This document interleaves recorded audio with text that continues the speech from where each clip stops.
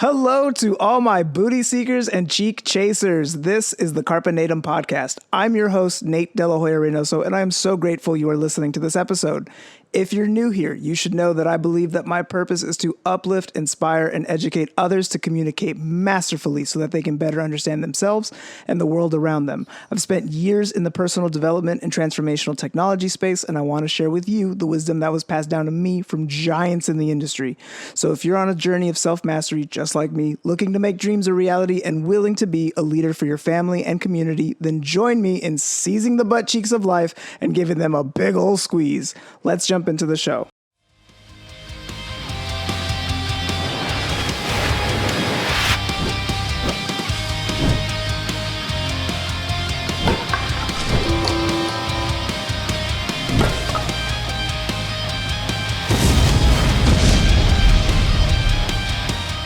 Welcome back, everyone, to another episode of the Carpe Natem Podcast. I am so excited because I have here with me one of my favorite human beings, Catie Housman. She's an improv. She's a stand-up. She is the host of the untitled Catie Housman Project podcast, and she's also the host of the Alamo Laugh House Comedy Showcase that is happening at the Alamo Draft House down in Austin. It's one of the funniest shows that you can find in Austin, and this is one of the hardest working females I know in the game. I'm so excited to have you here. Catie, welcome. Oh, my heart.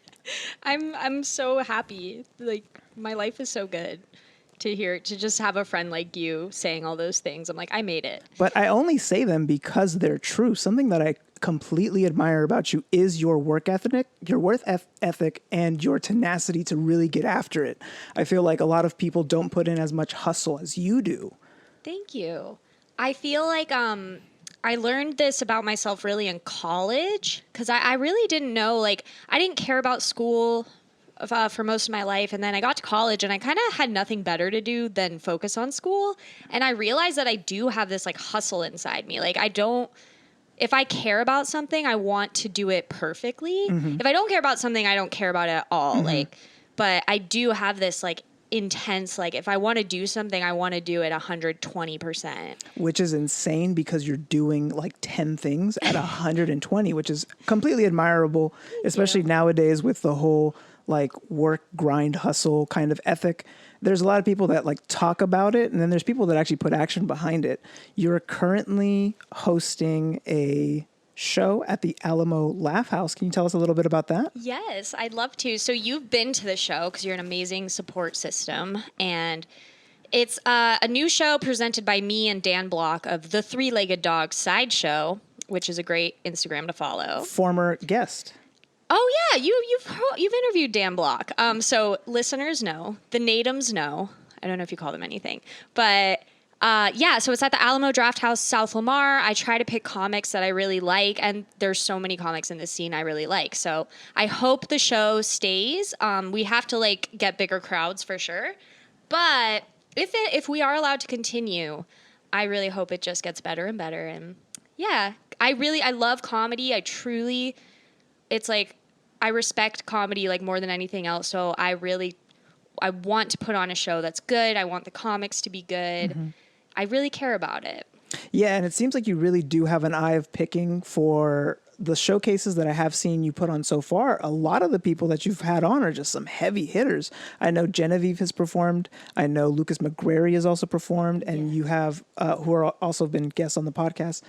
All these, like, you have not only a talent for it, but you have an eye, and you're able to see really good talent. So if anybody is interested, I hope that they all check out the show every other Monday, right, at the Alamo Draft House? Yes, the most important thing I forgot is it's free. It's free. So a free show, free laughs. Come get drinks and hang out and eat and be merry. Beautiful, beautiful.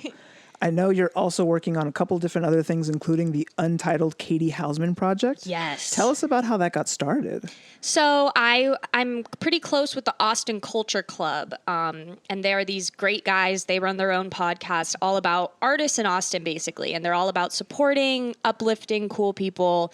And we decided to make a podcast together through their like little production, and it's been amazing. Like really, what it is, it seems it's only interviewing comedians, and just talking about like comedy sort of in general, but also just being silly. Like, Have you had a favorite guest? oh my gosh. Yes. God, there's a couple that I really like, but I would say so far, Tamir Bryant and Tyler Quick together. Those two, they are very different comedians, but there's something about them that goes really well together. And they are just so funny. That's hilarious. I really have to check out that episode specifically. I saw that you had Daniel West and Jordan too. Yes. And they're hilarious. They're so good at just being silly, being funny, and really telling stories that like captivate my attention for sure. Okay, yeah. A lot. I have actually heard a couple friends say that Jordan McDonald and Daniel West's episode was their favorite. And they are... Talk about work ethic. Those two are really, really like dedicated. Oh, Cinnabon. Do people know Cinnabon on the podcast? Cinnabon is everyone's favorite guest compatriot. Like she's the one that's always cuddled up and she's always getting shout outs on the pod. Do you want her to? I do kind of. She was snuggling me earlier, but we excited her because you mentioned a carrot. You're interacting with so many great comedians. I'm sure it's rubbing off. And like, have you noticed that now that you're hosting and you're getting put on so many more shows from where you first started, are you noticing a difference? In like my comedic abilities? Yeah. I would say yes, absolutely. I agree that like, I think just being around a bunch of comedians all the time has made me feel funnier, or at least like, even in just a little ways, like I'm a little bit more comfortable in the scene because I've been here over a year now, and that makes me a little more willing to take a risk on stage and be silly and be vulnerable and be embarrassing. And I think that really is like the more that I'm able to get in touch with myself and not be worried about what people think about me, that's where I find the funny. Right. Because when I'm so worried all the time about, I used to be just so constantly paralyzed by how other people were seeing me. And it's hard to shake that. And now I'm like, oh my God, yeah, that's the key to getting, just you got to just let yourself be you. No, I really resonate with that because the wanting of other people's validation is huge. And I did an episode on this because I feel like I constantly need it. And I'm now in a place where I'm more comfortable with myself and accepting of myself, where now the opinions of others don't really affect me. But yes, at some point you do crave it. And there's something about other people's praise that, like, for the lack of better words, like it gets me off. I love it. Like I love being told I did a great job, right? Yes. Especially by total strangers. Hell yeah. Oh my God. Yes, absolutely. So I completely resonate. What have you done to really kind of help with not feeling so pressured by like the judgment of others? Oh my gosh. For me, I think it's a couple things, but like a lot of it is, first of all, obviously loving yourself, which is totally like a difficult thing to do and it takes work. And I know you are totally on that train. Like, I think doing things, realizing what actually makes you feel good about yourself and then actually working to make that happen. Like I notice, like, if I don't accomplish things in my day, if I don't do the things that I said I was going to do, I don't feel proud of myself and then I come off with a worse energy. But if I do all the things that I know will make me feel proud, like just taking care of my life, then I feel this confidence that makes me able to be like, I'm good. I don't need anyone to tell me I'm good because I know I'm good.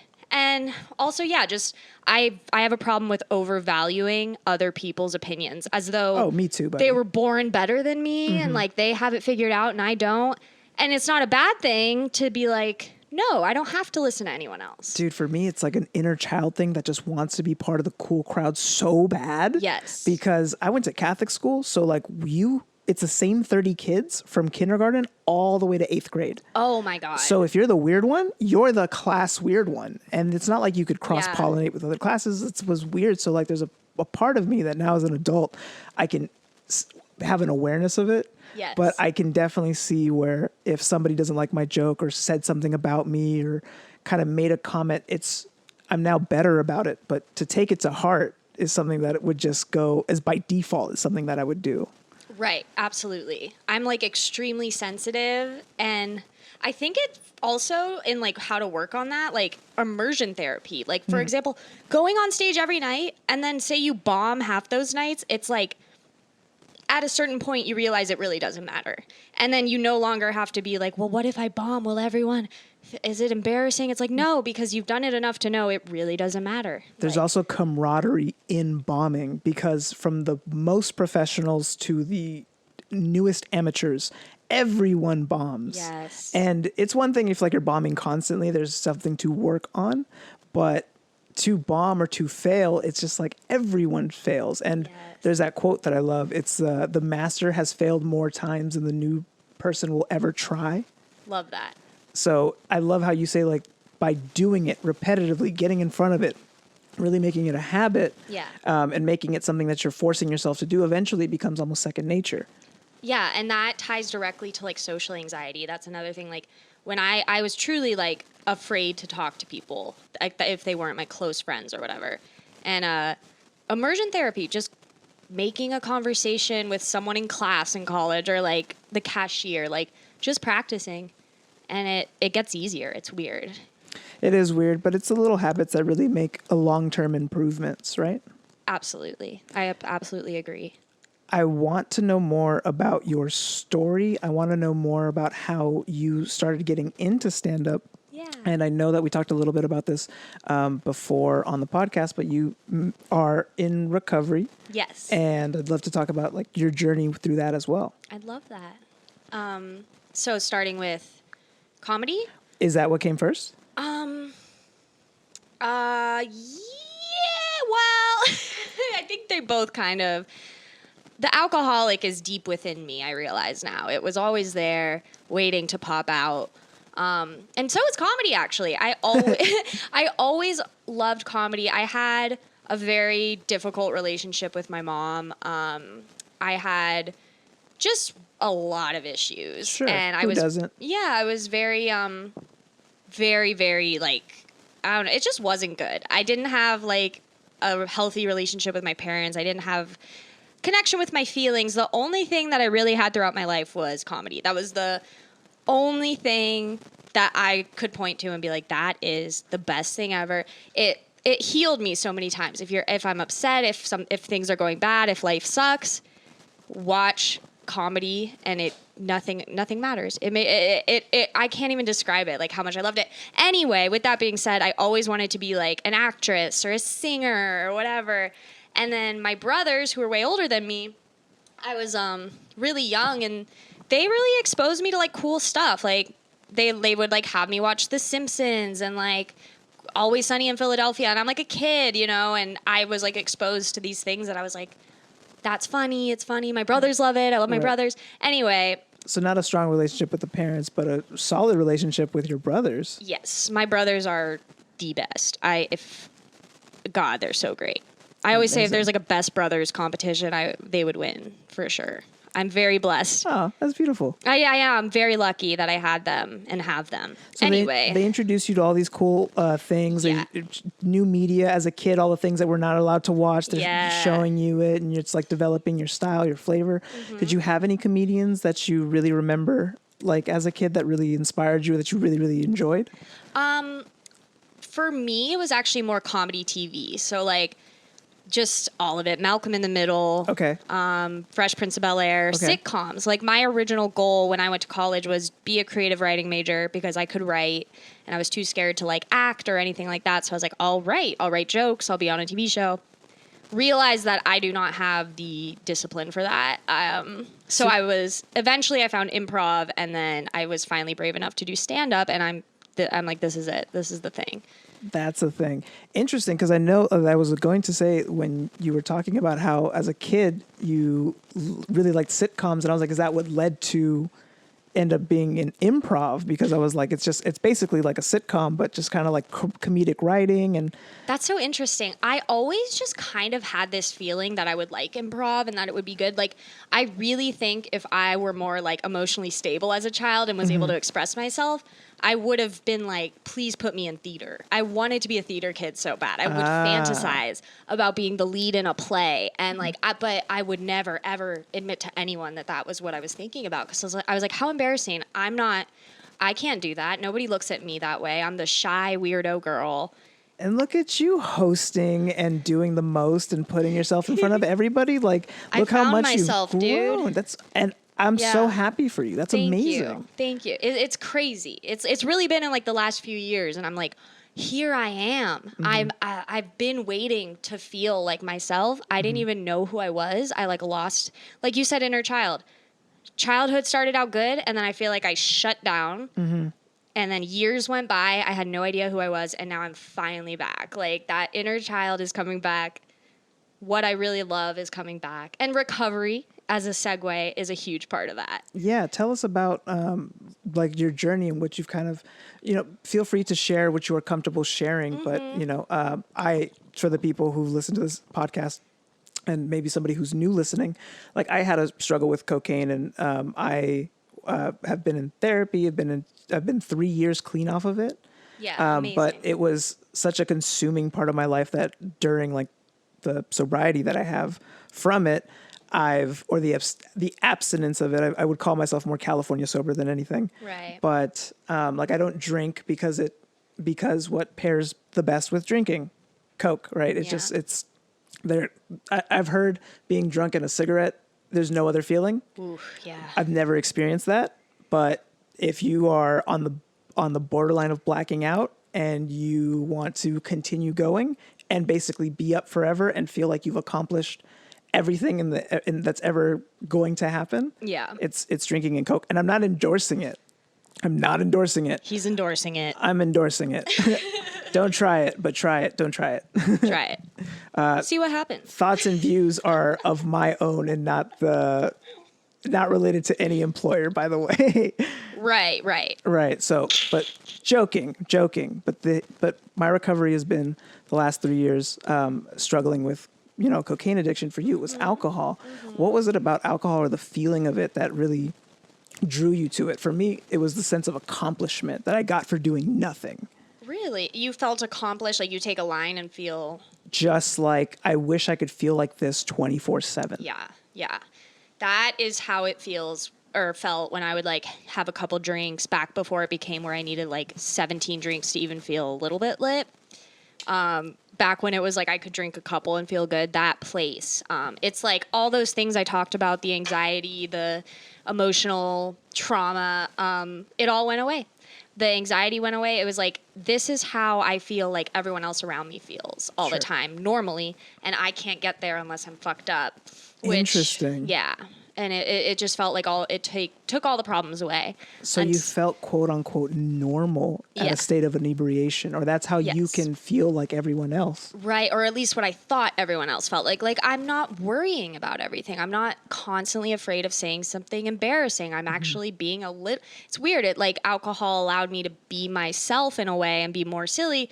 But then eventually it started cutting. It broke my spirit, and I was no longer being myself, and I would get drunk and do things that I don't even know who that person was that did some of the things I was doing when I drank. Like, it was really bad. And at a certain point you're like, whoa, this used to be helpful and now it's destroying my life. But I couldn't stop, and that's like the mark of the addiction. Right. Like, it's destroying my life and I still can't stop. Yeah, and I feel like with personalities like ours, where we dive into something so hard and so intensely, when we pick up something like a new habit that's destructive, we dive into it head first at 100%. I have had other guests on this podcast, like my friend Pomi. He was actually the first person I ever interviewed. He talks about like how he was spiraling and shooting up intravenously because he couldn't just do one drink or one joint or one tab of acid. It had to be 50. It had to be 100. It had to be like, I think he was on a path of trying to kill himself, and he wasn't able to do it traditionally. So he was just destroying himself to have it. And he's been in recovery for years, and now he's a super talented rapper. But it's something that's in a lot of these people who I've noticed who are very like ambitious, entrepreneurial, who want to do things in like the creative space. We all kind of gravitate towards this kind of behaviors and this personality type. Absolutely. The more I dive into recovery and like speak with people who understand that, it's the more you see the similarities of, we all have a bit of something going on, and it's it's comforting to be like, this isn't just some random chaotic thing that we can't figure out. It's like, yeah, we all display very similar patterns of behavior, and they can be addressed if you listen to the people who've gone through it before.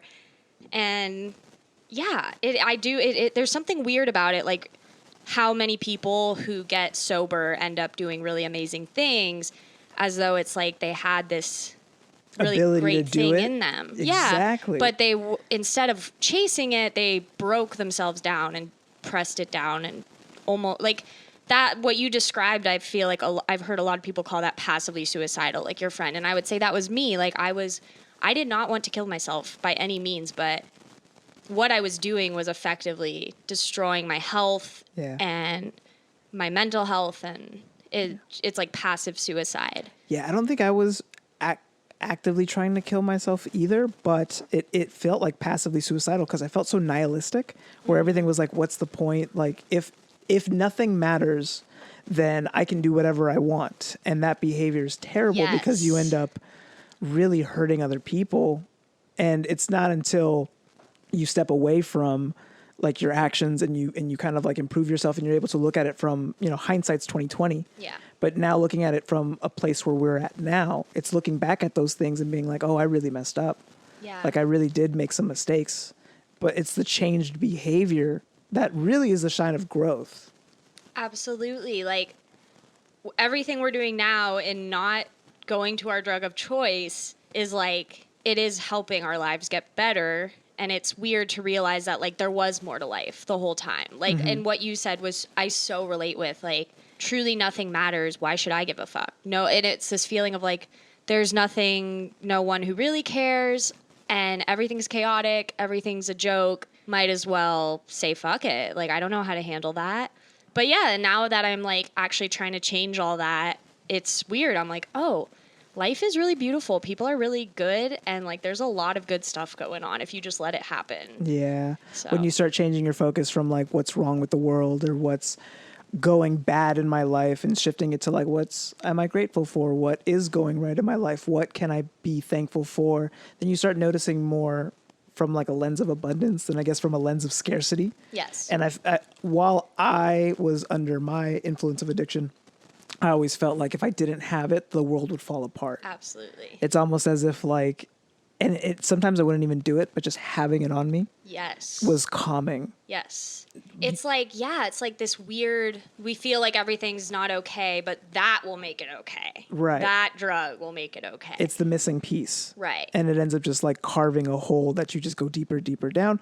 And thankfully, we're able to crawl out of it and really see like how deep we went and reflect on it and hopefully help others to kind of avoid the same mistakes that we went through, right?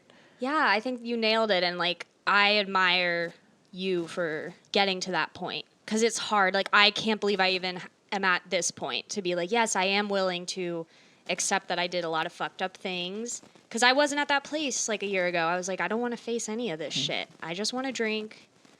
I didn't. I wanted to stop, but at the same time, I was like, but there's no life if I don't drink. So what is this?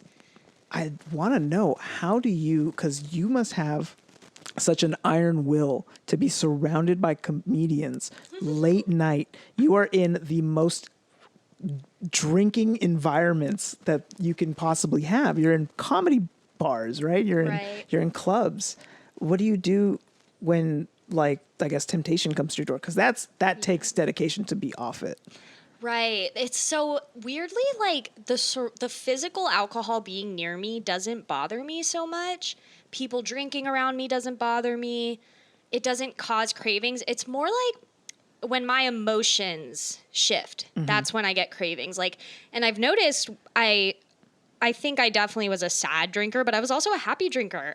So when I get like really excited and like, I can get in these states of like, probably a little bit manic, like, so I have fantasies. I'm like, I want to get drunk with my friends and go to the club and just dance my ass off. Right. And like, that's like, and I don't know, when that happens, I now have seen the gifts of sobriety, and I truly don't, I know for a fact that alcohol will make me lose the gifts that I've gotten. So like, that is the will. It's like, I I love that. I know it works. But I love want to that. have the caveat in the beginning, before I had the gifts of sobriety and I just had to keep trucking along and be like, God, they say that there's going to be gifts. But I haven't seen them yet. Like, that was more like I just needed to say no to going out and not surround myself with people who are going to party all night, which is fine. I don't judge anyone for doing that. But they say, yeah, like you are who you surround yourself with. And So, drinking culture is so prevalent. Everybody drinks from the age of like 19 when I got my fake ID. Every job that I was at, everything that I did, everyone always wants to go drink. They want to go to the Always. bars after work. It's Friday. What do? You go drink across the street at the bar. You go get wasted. You go down to 6th Street. And then people are like drinking those disgusting milkshakes with liquor in them and then riding a mechanical bull. Yeah. And I'm just like, okay, like it's weird now to not be in that state of mind, surrounded by people who are just out of their mind. Right. And I'm not knocking them, but to see how many people are just kind of living for the weekend and kind of like drowning their sorrows, even if they're not really knowing that they're doing it, makes me a little sad. I hope that's not the case, and I'm sure I'm projecting because somebody maybe could just be celebrating and having a good time. But when I see people who are just like falling over on the street, sitting in their own throw up, I'm like, oh, honey, like you could have had a different day.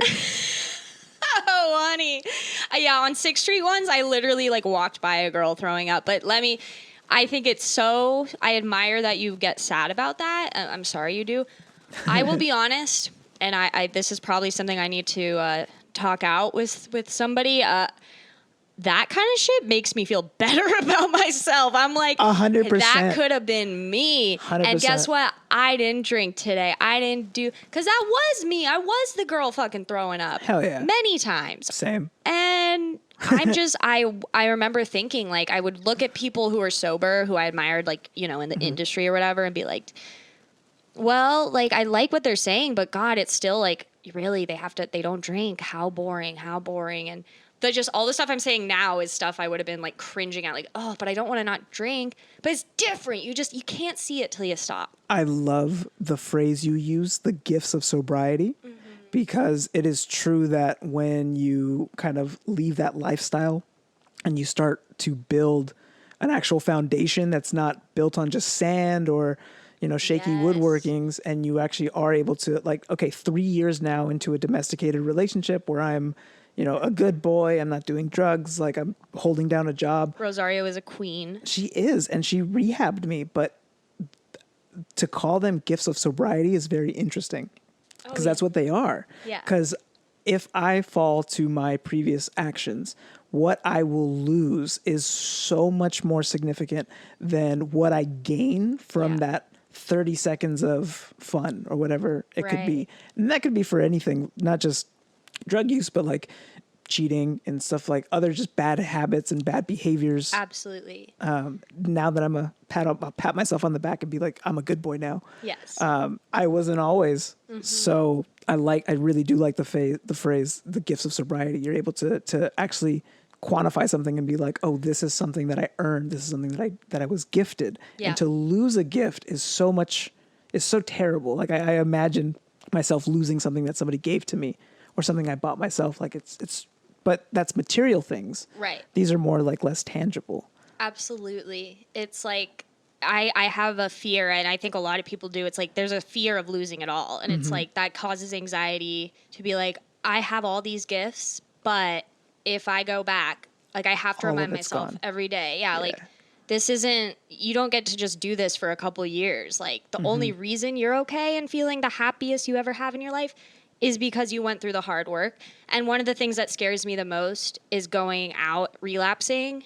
because I would want to come back in and like get sober, but I don't think it'd be easy. I think it would, I don't want to go through the trauma of those early days of sobriety again. Yeah. That's keeping me sober to remember, like, you don't want to go through that. Those days are hard.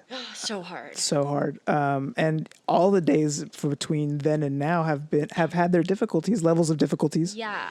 I'd love to ask, was there anything that like inspired you to keep going, or was there any quote that really like helped you stay on track, especially on the days where you were really feeling your lowest? Absolutely. God, there's been so many. Like, share them.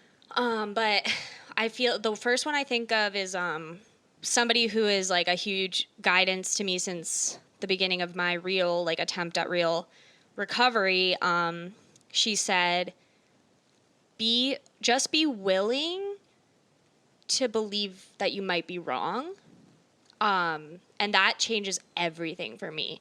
Because, like, when I'm in my head, I'm anxious, whatever, any feelings that are coming up, it's like, I believe that there are certain truths about the world happening right there. Whether it's this person wronged me, this person hates me, I'm a bad person, blah, blah, blah. What if we just open our mind to the idea that we're not correct and there's something else? And you can just put that to the side, let it go. Doesn't mean you can't come back to it, but just let it go for now. And live and do the next right thing. You don't have to think. Just do the next right thing and it'll be okay. And I just did that enough and it worked. Like, I am not, very often the way I look at the world in my life is wrong. Like, questioning our thoughts. This is something that I've talked about on the podcast and something that Byron Katie speaks about in her book, where the thoughts, it's not about not having the thoughts and only being positive. Right. It's about which thoughts we choose to believe. If we're just believing every single thought that comes up into our mind, it drives us absolutely insane. Right. But if we were to sit there and have an awareness of like, I don't have to give energy to this thought, it can just be. Yes. But this one that does empower me, this one I'm going to give energy to. And then, like you said, it's then just putting the next foot or putting your foot right in front of the other, doing the next thing, getting to the next day. yes. And by like that, you build up momentum. You do. And it's like, it's a life I'd never tried. Like, just staying sober and just, I mean, I guess I had I didn't start drinking like super early like some people did. I started drinking when I was 17 and it was a slow progression, but then it hit me hard when I was like 22. That turned into like 3 years of blackout drinking, binge drinking, and other drugs, of course. I'm pretty cool. Whatever. Yeah, I've been around the block. It's what makes you so funny. It's all the unique experiences that you had, and thank God that you never did anything that, like, you know, a lot of people are now getting sick or overdosing because their stuff is laced, or, you know, there was a lot of situations that I remember. For example, I was at a rave once, and I used to be the guy that gave light shows with the light up fingers. Oh, I love that. And I gave it to this one dude who was like tripping out, and he was super on, and he like was so thankful that he pulled out this baggie, and he was like, dip your finger in it. And I was like, okay. And I dipped my finger in it, coated my finger, and then just like rubbed it on my gums. Who knows what that was, right? Yeah. And what that could have done to me.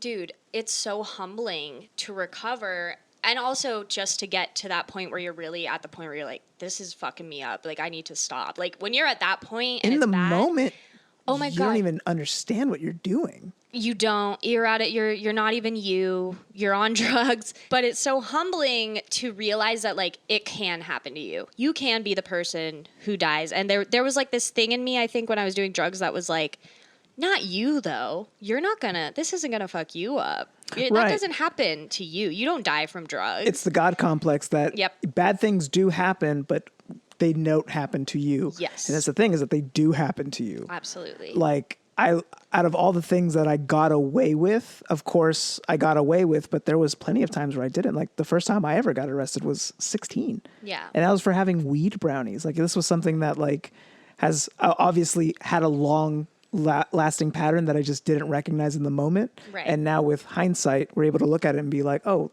this really wasn't serving us. Absolutely. And it's not serving anyone else. And yeah, I'm very open about this because like it feels good for me to admit the things I've done wrong. And again, I have so much more to admit, but like this one's easy. Like, I got a DUI in 2018. That was the level.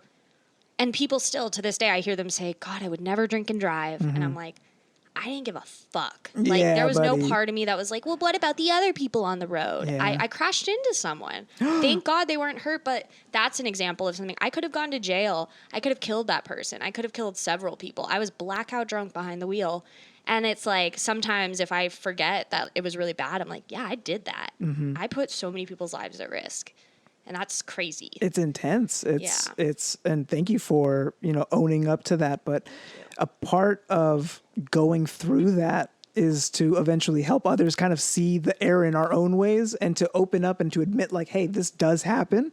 You may think like we have it all together. We're these perfect beings. We're not. We're humans that have gone through shit. And during times in our life, we made mistakes just like everybody else does. Yes. So when people, I hope listening, feel like they don't want to try or do things because they think that they'll fail or that they'll make mistakes, go out there and do your best. And really, if you happen to fail, you fail. Own up to it. Yes. If you make mistakes, call yourself out, because people will admire the person that actually is able to take ownership of their actions compared to the person that just wants to justify and make excuses. And that was so me, Same. Justifying and. But like I've been through so much. Like, why should I have to cater to anybody? And that's like this fundamental feeling I feel like I had. Like, why? What do I? The world owes me. Yeah. But it's like that's just so wrong. It's just not true. But again, hindsight's 20/20. As where we stand now, and I feel like this is a moment at the top of the wave where things are going really, really good. It's really fun to see where we were at the bottom. It's great. It's such a good feeling. This is the place that I literally like prayed about being in. Like, it was really hard to get sober, but I knew people did it. And I was just like, I want to just have like many months of sobriety under my belt. Like I would just, what is that like? What will I be like? And I'm here and I'm so fucking thankful. I'm so proud of you, dude. High five. I'm so proud of you. Is there any other messages that you'd like to share with the audience who is listening to this? Maybe they're new at starting their passions. Maybe they're new into comedy. Maybe they're new into sobriety. Do you have any message that you'd like to share? Well, I think we should all, and this is something I'm really working on, and I encourage, if you guys want to work on it with me, like, just try to be honest with yourself. Like, really honestly honest. And figure out what it is you actually like, what you enjoy. Like, even the little things. Like, Protect your energy. Yeah, going to a restaurant, pick the one you want to go to, or like, I don't know, like pick the one that's best for you. Like pick the one that's right for your budget. Like don't get caught up in like false realities. If you just stay true to the honest core of yourself, you'll make good decisions. I really believe like karma is real and like putting out good energy is real. And just like, if you stay honest, you'll get a lot of good benefit from that. And honesty is such a great policy to follow, because the more honest you are with yourself, you'll realize that maybe the relationship that you're in, maybe the situation that you're in, maybe the work that you're in isn't what's right for you. And it starts by acknowledging that like, hey, maybe there is something here, and being honest with yourself, because that's the hardest thing for us to do. It's so hard. It's hard to admit that like we've been through some shit and that we're almost in that same way of thinking that we deserve something better, but we don't deserve shit. Right. Whatever we put out is what we get back. So if we're putting good things out there, it's only going to return tenfold. Yes. And also, on that note, I just want to, I love, just experiment with doing things differently. Like, if you're always, I don't know, angry, I have anger issues, just experiment. Just say, I'm going to go a week without giving energy to that anger. And just see how you feel. Just try different shit. I have tried so many different things in my, life that not all of them work, but some of them do. And I still do those things because I know they help me. So just try stuff. And you wouldn't have known that they worked unless you would have tried the new thing. Yes. Heck yeah. Nothing changes if nothing changes. That's another quote I love. And just like bombing, nothing, regardless of if you bomb or if anything bad happens at the end of the day, did you die? No. You didn't die. And you're still good to go. Yeah, just if you're really, really that unhappy with your life, try something different. Maybe you're not actually doing all the right things for yourself. And that's okay. Nobody has it figured out. It's okay. It's not a sprint. It's a marathon. Yes. We're all going the same direction and we want to help each other out. So I really hope that people who listen to this episode really resonated with what Catie said, with what I said. Wherever you are in your journey, if you're listening to this podcast, I'm assuming you're doing the right things to better yourself, to improve yourself. And I love having people like you on who are just absolute special personally to me, because have been one of my first friends that I made in Austin. You've been an amazing auntie to Cinnabon, and you're one of the hardest working people that I've seen in the comedy scene. So I'm very proud to be your friend. Thank you, Nate. Likewise, truly, I'm so thankful and blessed that you're in my life and I met you. Tell the people where they can follow you. Please follow me on Instagram at Catie Housman, CatieHousman. No E in Housman. And yeah, follow me on TikTok at House, and you can follow me on Twitter too. Look me up on Twitter. Look at you starting on to tweet. Good for you. That's not going to cause any issues ever in the world. A year from now, we'll do another podcast. I'll be like, God, I sent out so many bad tweets and canceled. Elon has me banned. Yeah. Elon's honestly, he's our neighbor, so I'm gonna meet him one of these days and be like, dude, put me on the board. Wouldn't it be a wonderful vision board moment to like be like, I met Elon and he was like, I liked your comedy. Oh my God. I really liked your comedy. I don't know what that was. Catie, it has been an absolute pleasure to have you on. I love you. Love you too, girl. Thank you so much for listening to another episode of the Carpe Natem Podcast. If you love this episode, please consider leaving a positive rating and review on Apple Music or iTunes. It takes 30 seconds for you, but for us, it helps spread positivity to more people during these chaotic times. It helps build a community, and it makes me smile from ear to ear. Speaking of community, we have a Facebook group at facebook.com/groups/Carpe Natem. Just answer the 3 questions to get access to some extra motivation and inspiration for your timeline. If you would like to support this podcast, screenshot this episode and share this to your story. Tag me at Carpe Natem 114. That's going to be my handle across all platforms, including TikTok, if you'd like to give me a follow. If you haven't already, please rate us and subscribe on Spotify or anywhere you enjoy your podcasts. And lastly, you can find all episodes, linked to resources, and opportunities for coaching and mentoring from me at carpenatem114.com. I cannot thank you enough for spending part of your day with me. You are all rock stars taking the necessary steps to be your best self, willing to do whatever it takes, and ready to grab life by the butt cheeks. So until next time, this is Nate Hoya-Reynoso signing off.